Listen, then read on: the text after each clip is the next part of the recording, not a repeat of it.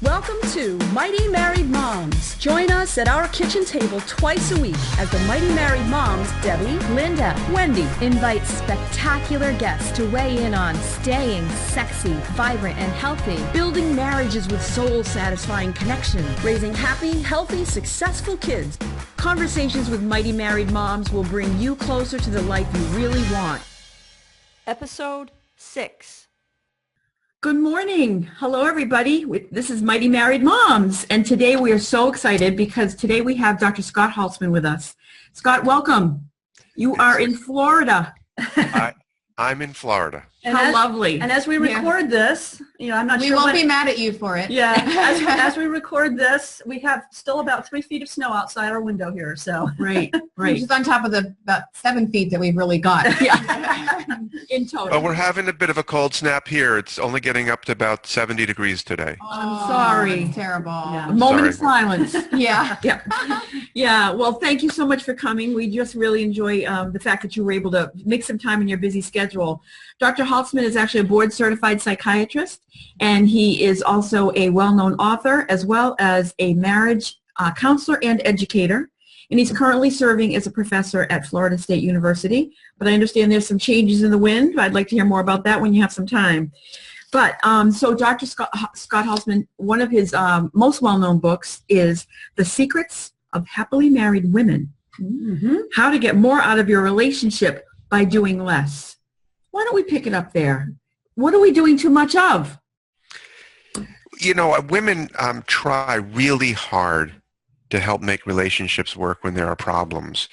And the issue is, are women trying hard, but perhaps not trying the right way? So what do women do too much of? Well, if you ask a man, what women do too much is, for instance, they think too much about the relationship. Mm-hmm. So any interaction may be perceived as a guy as just, kind of doing his own thing. Or I'll give you an example. For example, let's say that my wife Susan asks me to empty the dishwasher, and I'm in the middle of watching the Patriots trounce another team. Yes, and I say to her, "Oh, okay, I'll take care of it." Now, of course, I've been married 26 years. I've tried to kind of learn how not to do this. But let's say I'm just a typical guy, and I make a mental note to empty the dishwasher, and then the game's over, and I take the dog for a walk, and I get ready for bed, and I brush my teeth. And the entire time, Susan, who I think is doing too much, is thinking, is he going to empty the dishwasher? Of course. Is he going to empty the dishwasher? I asked him to empty the dishwasher. And then it goes beyond emptying the dishwasher. Then it's a question, does he care about me? Does he love me? See? Does he listen? Am I important to him? And all of this work goes into the issue of emptying the dishwasher. And then, of course, I get into bed now. I'm all, get toasty in my pajamas, pull the covers up. And just as I'm about to fall asleep, Susan says, "Did you empty that dishwasher?" Oh, no, she doesn't ask. Oh. She knows I didn't empty the dishwasher. Yeah. She's been paying attention the whole time. Mm-hmm. Now think how exhausting that is. It is exhausting. And think about the energy that goes into thinking about whether or not I'm going to remember to empty the dishwasher. So, of course, now I'm just about to drift off, and I'm wide awake. And I say, oh, gosh, I forgot. I'll empty it. And she says, no, well, forget about it. You're in bed already. Don't worry about it. I'll just do it tomorrow. Now, this to me, and I'm not speaking specifically about Susan or me, but I'm just using it as an example. This to me is a really great example of all the emotional energy that goes into interpreting what's going on, in interpreting ththings that happen naturally, ebbs and flows in a relationship, as having meaning. And that's, when I say that women, could improve their marriage by doing less, they could think about it less. They could worry about it less. And by simply, at any course in that evening when the game's over, if they remember to empty the dishwasher, or if they're paying attention to my not remembering, instead of she just says, honey, would you please do the dishwasher? Remember I mentioned it earlier? Boom. Oh, no. is that my failure to empty the dishwasher is not a reflection on my feelings about her as a woman or the nature of our marriage.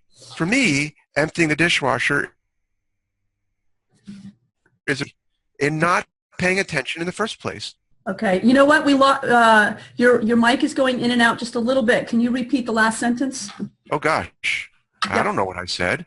Well, Okay. I think what you were talking about is the energy that she expends in worrying about whether or not he's going to empty the dishwasher. And Right. I agree completely. I mean, I've been there many times, not just with my I've done husband, with my kids. Mm-hmm. Absolutely. Yeah. Right. So So the energy that you're putting into worrying about and thinking about it, if simply instead you're thinking about it, instead of interpreting his failure to empty the dishwasher as a reflection on your relationship and processing it and think about it, instead of at some point in the evening you said, honey, don't forget about the dishwasher, boom. That's right. And what you're doing is you can make a point of saying it without criticism, without without making him feel bad about it. And I'll give you some more examples of ways to get more out of your relationship by doing less. Go ahead. Can I just push back on that a little bit? Because by reminding your husband of that, or your kids of something that you've asked them to do, you will often be perceived as being a nag. And many men will respond and say, I know, I'm getting to it, even if they've forgotten. And Okay, so that creates some additional friction. Well, it has the risk of presenting of causing friction. Yeah. One thing, of course, is how you would go about saying it. So, for instance, Right, if that's you said, I told you to empty the dishwasher, Right. and you still didn't do it, you're much more likely to be perceived as a nag, as opposed to walking up, kissing him, and saying, I know you are the best dishwasher emptier in the country. I know that about you, and I can't wait to see what you're going to do in the next few hours. Yeah, You know, so that's a good description. Yeah. Now, I'll buy that. but a lot of women will take a step back and they'll say, hold on a second. If I told him I shouldn't have to remind him, and I shouldn't have to do that additional work of reminding him, and I would say, true, it is an extra few sentences. It is kind of posing a request to him. But the converse is that mental energy that you're expending from the minute you ask him till the minute you go to bed at night. And I ask you, what takes less work? Being able to remind him in a loving way? And I would even say this, Debbie, because I think you really make a good point. What if he bristles? What if he says, I know, I'm going to do it? Right. Then you have a choice. Are you going to then take your battle position and go, oh, well, you didn't do it last week or the week before that? Yeah, exactly. That's called kitchen sinking, isn't it? I don't know. I've not heard that expression. Oh, yeah. That's a good one. What's kitchen sinking? You throw everything in but the kitchen sink. You say, and you didn't do it a month ago. You didn't do it 2 years ago. You didn't do it last week. And and all of a sudden it becomes World War III rather than just about this instance. Mm-hmm. And that's when women's hippocampus, their memory centers, are activated, and they're more. Researchers believe that the women's hippocampus or memory centers are more closely linked to their amygdala or their alarm center, so that things that upset them get imprinted into their memory more durably. And so if there's any upset, it's there. And when the amygdala gets revved up because you feel threatened or upset or angry, then you start to pull in all of those memories of things that upset you before. Yep. Your husband doesn't tend to have those same links. So you say to him, well, how about those other times? And he's like, I don't remember. Yeah. So so instead of picking up the lancet and fighting, you have a choice of sitting back and saying, yeah, you're right. You probably would empty it anyway. My bad for reminding you, but I'll give you a kiss in advance for the hard work that you do. Yeah. And turn it around. It doesn't have to be a fight if you don't accept the invitation. Right. What I hear kind of wrapped up in what you're saying is that I know for me, I'll speak for myself, I can be, and I've been labeled as such by other counselors, as being overly responsible. Like some people may call it controlling. I really don't appreciate that word, but overly responsible feels better to me. But the truth of the matter is to say, I told you to do the dishes, or I told you to empty the dishwasher, you haven't done it, So I'm the sheriff of the home and making things go on, and I'm in charge. And if the dishwasher would never get emptied, we would, it just keeps going and going and going. And it's so destructive, like you say. It's so destructive. Well, you can choose, and that's fine. I mean, if you want to be in charge, just don't make everyone else meet your high levels of expectation, because that's not fair. So if it's important to you that dishwasher be empty by 6 p.m. on the dot and your husband doesn't do it, do it. And don't let it fester as being a problem in the relationship thing, right? Or say to yourself, I can let go of this. It doesn't have to be a 6 o'clock empty time. That's arbitrary. It can happen at any time. But be careful of I'm not going to say anything, and I'm going to sit back and wait to see it out. Because I can tell you as a husband, I ain't going to figure it out. And you're just going to increasingly view this as an act of hostility on my part, when it's just either an act of stupidity or just forgetting. I love this. This is great. This is great. What's another thing that women can do to expend less energy? Turn down the volume. Yeah. Well, let me just go back. Let's say you're wanting something from your husband. Well, don't ask him in the middle of a football game. Wait for the commercial. Walk over and just turn off the TV for a second. Now, again, you're doing it during a commercial. And that's different than putting it on pause. Because, you could pause it, which is good, but don't mute it. Because if you mute it, he's just looking around you to see when the game starts again. I love that. And again, I've heard arguments from women say, well, he's a responsible man. If I ask him to do it and he says he's paying attention, I have to assume he is paying attention. And I'm saying, no, don't make that assumption. Right. So that's just, another example. But you ask other things that women can do to make things easier.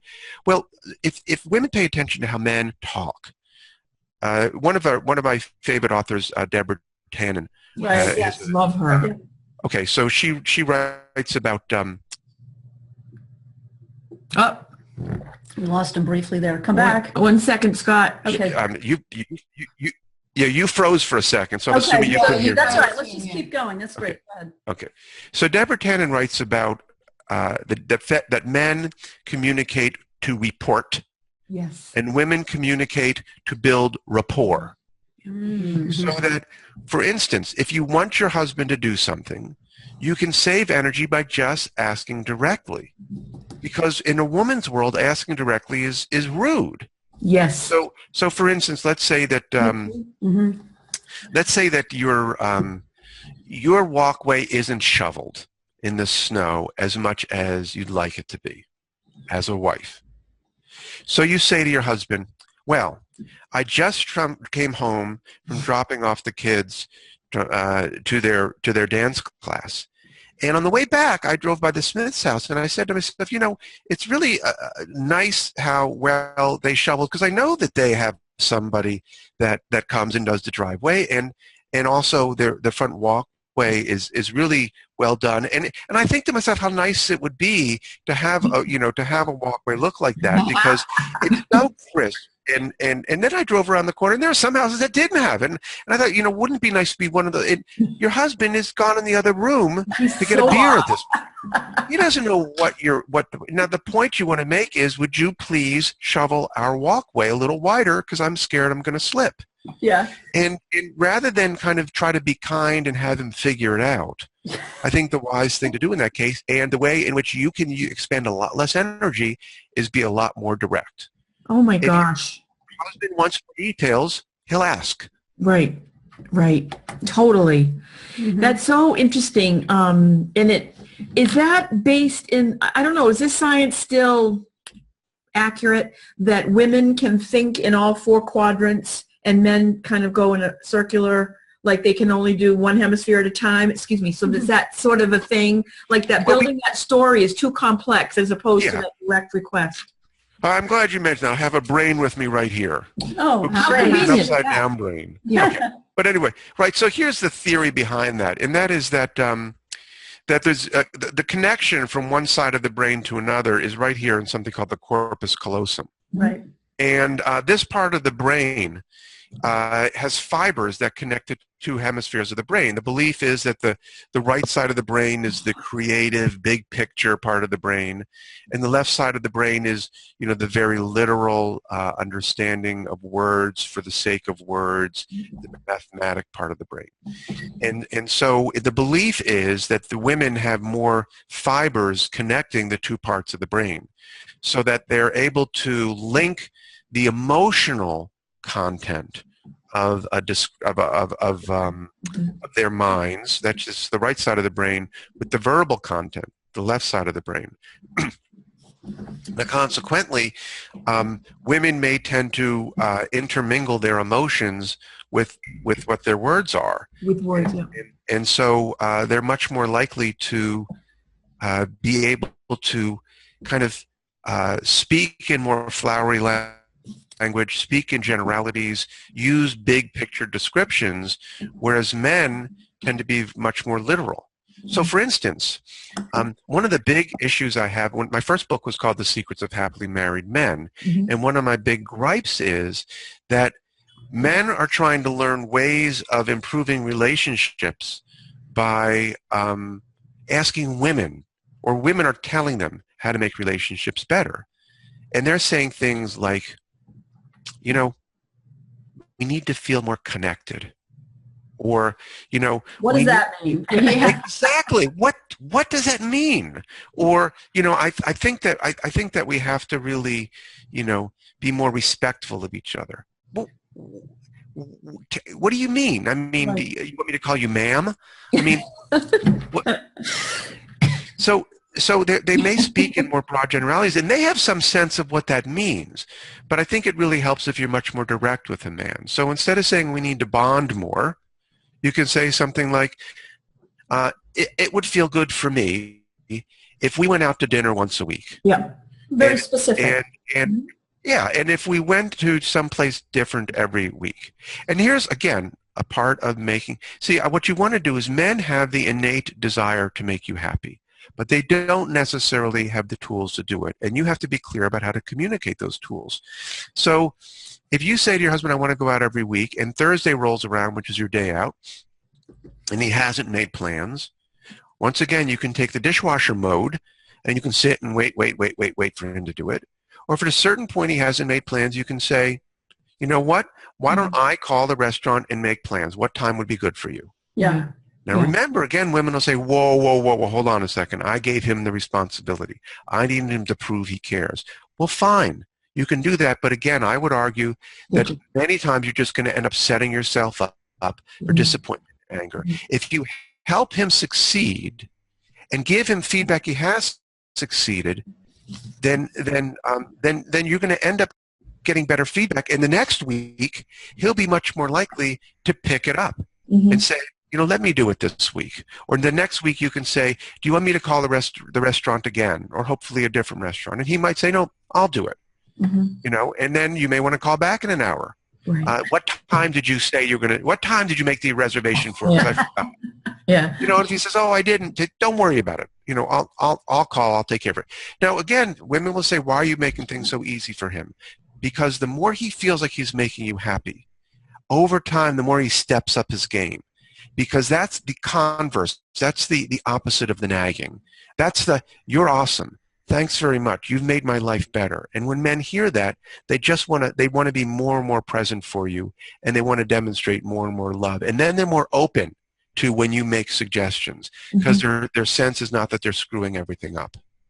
Yeah, it seems to me too, like if you, as a woman, if I expect my husband to do everything like empty the dishwasher by 6 o'clock at night or whatever, the way I want it to be, I would like the walkway shoveled, we'll use that example too, at a certain time, then I'm not respecting where he's focusing on his job or whatever else he's doing, and that if the dishwasher's done by 6 o'clock, that's bad. It's not bad. It's just that he's not so concerned about it being done by 6 o'clock. He could do it at 8 o'clock, and that would be fine with him. So I have to let go of what I think I would like the perfect world, and know that he is contributing, and like you said, he wants to make me happy as much as I want to make him happy. So it seems like a bit of respect to me too, to respect that their timeline might be a little different, and their, the way they do things is different, and not to think that that's bad. That's right. Not That's my right. And that's a really good, one of the classic examples of that is when you take off for the evening, and this has to do with standards. I mean, you have standards for what the household should look like.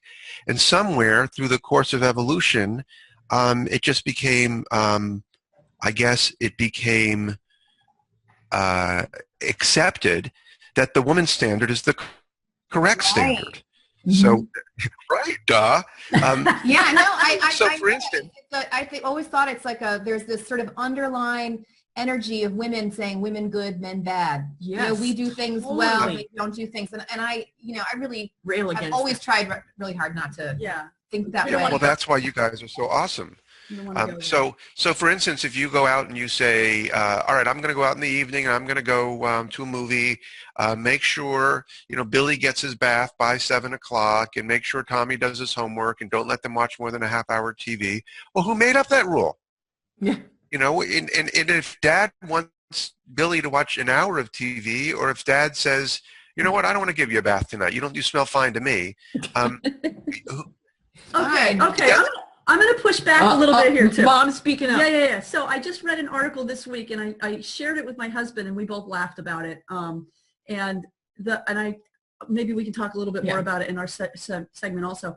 But the idea behind the article was that women do these things because we are mammals, and mammals are by nature social creatures. And part of being a social creature is fitting in, because if you don't fit in the broad scheme of mammalhood, you get left behind or you get killed, basically. And so what moms do is they take it upon themselves to make sure that their kids fit in. And the way smelling well. And exactly. And if the kid goes to school with their hair a mess and they don't smell well and their clothes are totally mismatched, they're not going to fit in at school. So the moms are taking it upon themselves to make sure that the kids fit in. And for whatever reason, it's become where the dads just don't care, because moms recognize that there will be judgment.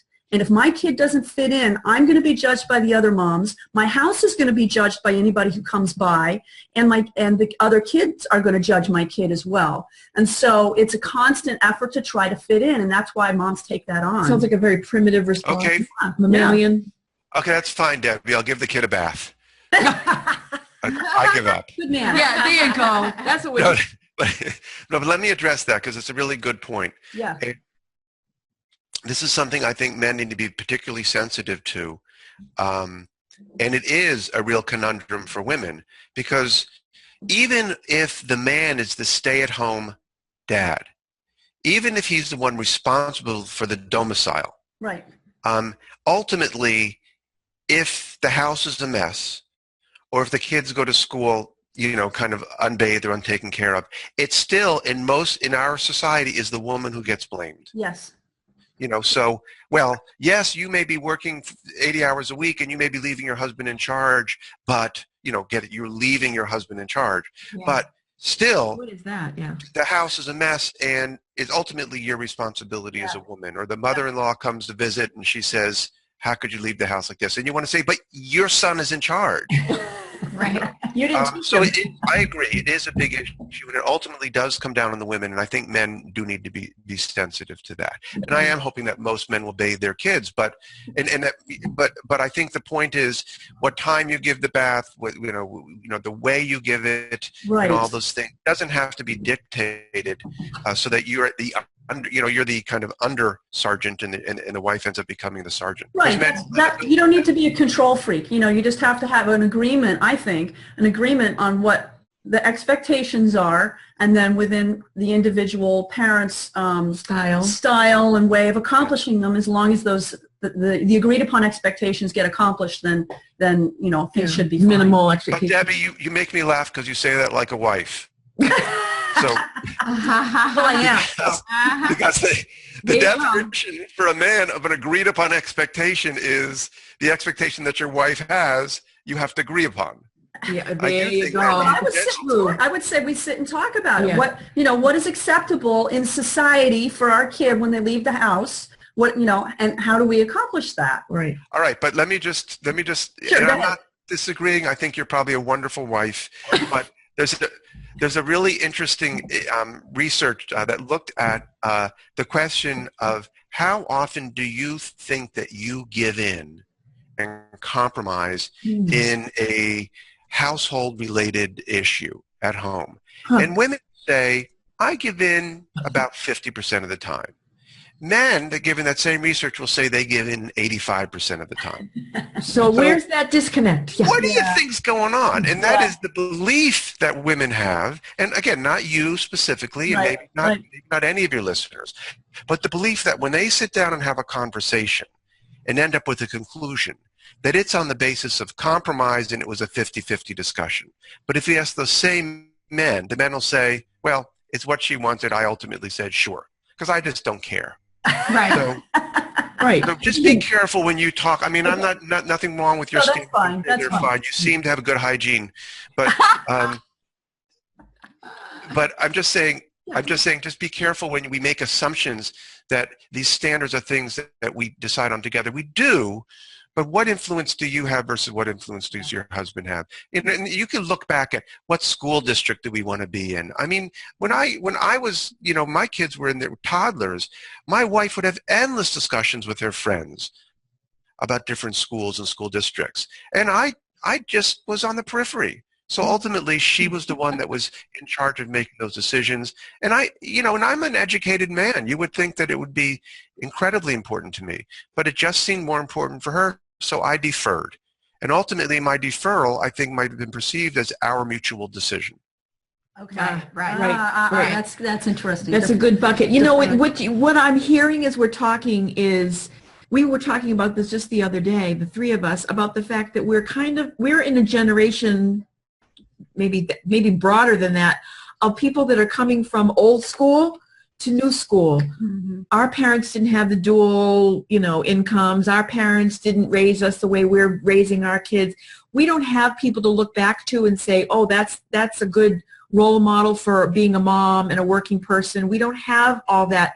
And I think that there's some negative fallout, and Linda spoke to it beautifully, that there's this undertone of women good, men bad, that the three of us kind of get a little nauseous about, but it's very prevalent in the world. It's just very prevalent in our society. Because one of the tenets of the Secrets of Happily Married Women is that you need to figure out how your husband works and make accommodations for it rather than try to change him, and actually find ways to please him. And this is a big pet peeve, and I got a lot of flack over it nationally when I was on a television show, at the Fox Morning Show. And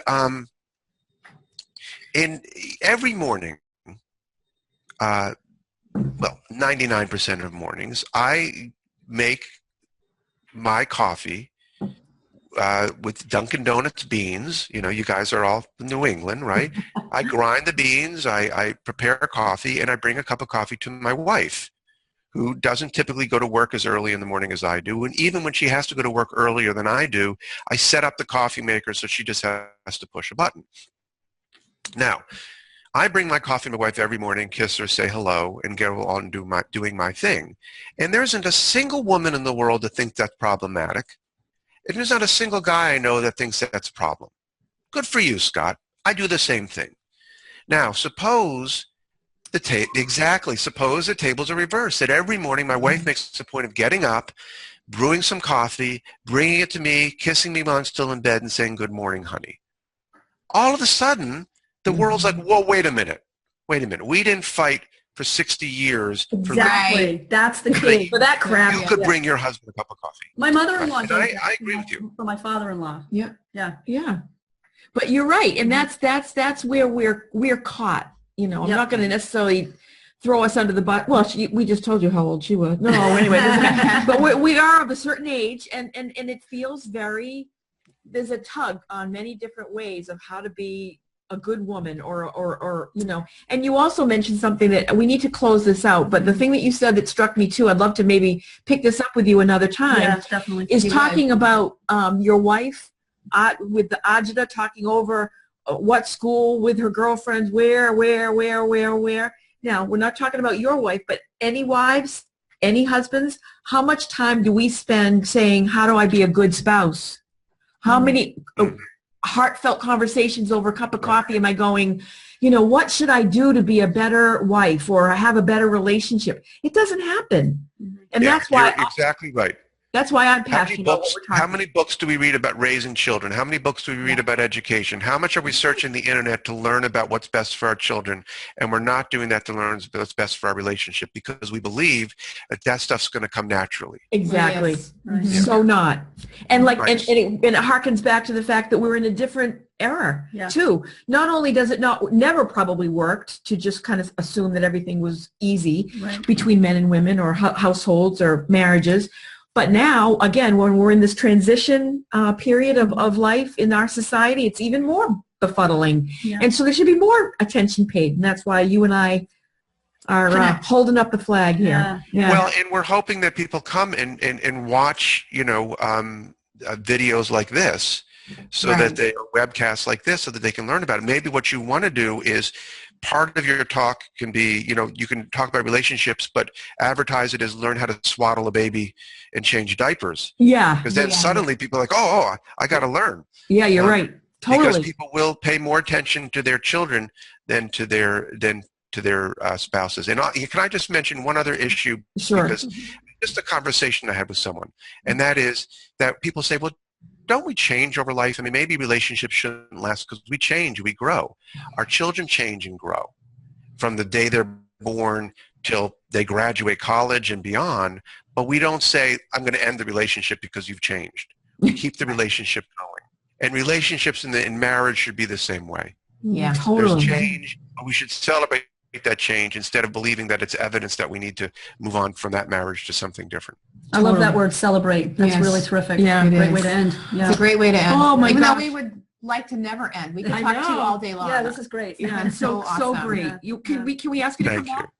Put us in your. You can ask. Yeah, true. All right, fair enough. So tell us what you're working on recently. Directly, we'll ask. Yeah, that's right, very directly. Scott, we want you on back on our show. Yeah. We won't Thank you. put around. That's better. Yeah, See? We learned.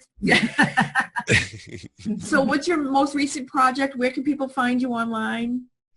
So my most recent book was The Secrets of Surviving Infidelity, and I'm still doing a lot of presentations and talks throughout the country. I'm online at drscott.com. That's DRSCOTT. And from there, you can get links to my Facebook page, which I try to update pretty regularly. And, just working with people individually to provide marriage education. And I'm just out there, so find me. That's great. DrScott.com. That's great. Thank you so much. We really appreciate you being part of mightymarriedmoms.com. I don't know why I keep screwing that up. But anyway, it's mightymarriedmoms.com. We're very glad that you're here. And thanks so much. And we'll talk again sometime. Thank you. A pleasure. Thank you. Thank you for joining us for this episode of Mighty Married Moms. Tune in twice a week on Mondays and Thursdays to meet fascinating and inspiring guests who will help you create the life you've always wanted. You can find these episodes and special gifts just for you at mightymarriedmoms.com, as well as a link to our Facebook community, where we continue the conversation around the kitchen table. Please also help share the love by leaving a review on iTunes. We'll see you next time.